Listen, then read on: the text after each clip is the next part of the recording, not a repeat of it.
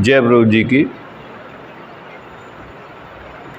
योग है जहाँ शिव भगवान है वहाँ, योग है जहाँ महादेव है वहाँ। आपने अक्सर सुना होगा कि जहाँ राम कथा होती है, जहाँ राम चर्चा होती है, वहाँ भक्त हनुमान जी अवश्य होते हैं। जहाँ राम कथा होती है, वहाँ भक्त हनुमान जी जरूर होते हैं, क्योंकि भक्त हनुमान जी राम जी के दीवाने हैं। वे राम के बिना रह नहीं सकते। ऐसे ही मैंने प्रभु राम मूलक ब्याल जी की कृपा से अनुभव किया है कि जहाँ योग होता है, तन का और मन का योग होता है, वहाँ जो है महादेव होते हैं, वहाँ शिव भगवान होते हैं। शिव की जो महिमा है अपरंपार है। महाकाल का न कोई आदि है न कोई अंत है। और जितने भी धरती पर महापुरुष हुए हैं, उनका आदि भी है और अंत भी है।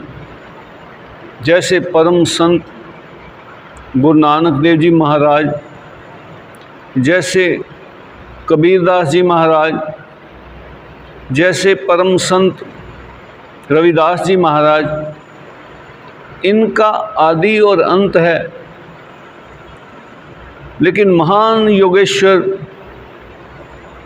शिव भगवान का कोई आदि और अंत नहीं है। दास ने उनकी कृपा से, प्रेरणा से कुछ लाइनें लिखी हैं। शिव शिव शिव बोल बंदे, शिव शिव शिव बोल बंदे, घट के पट खोल देगा बंदे, घट के पट खोल देगा बंदे। फिर क्या होगा? मौज ही मौज बंदे। उस महाकाल को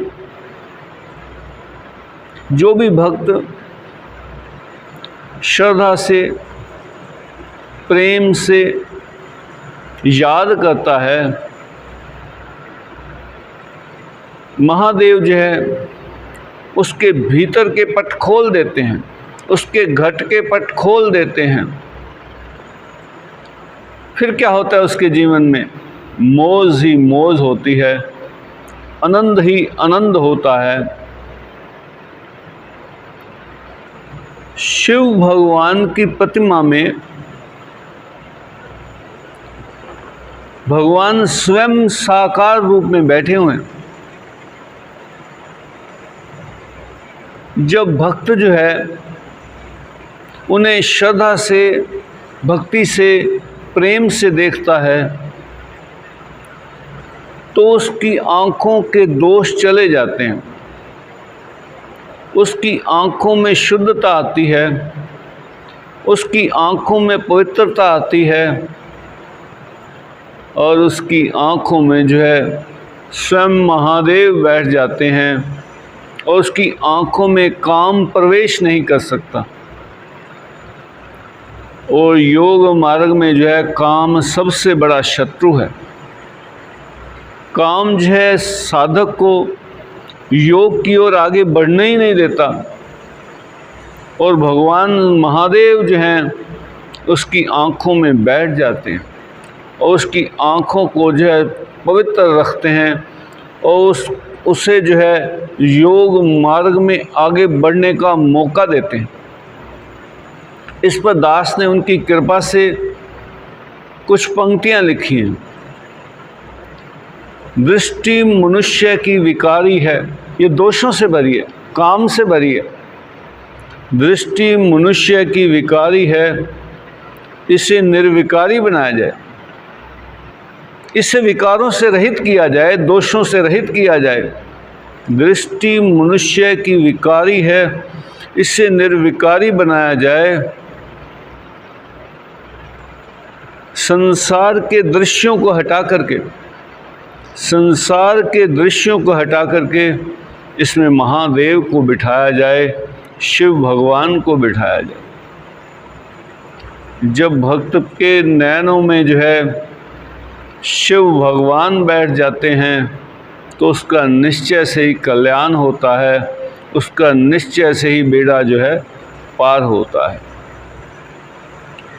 धरा पर जो है दो प्रकार के भक्त होते हैं, साकाम और निष्काम।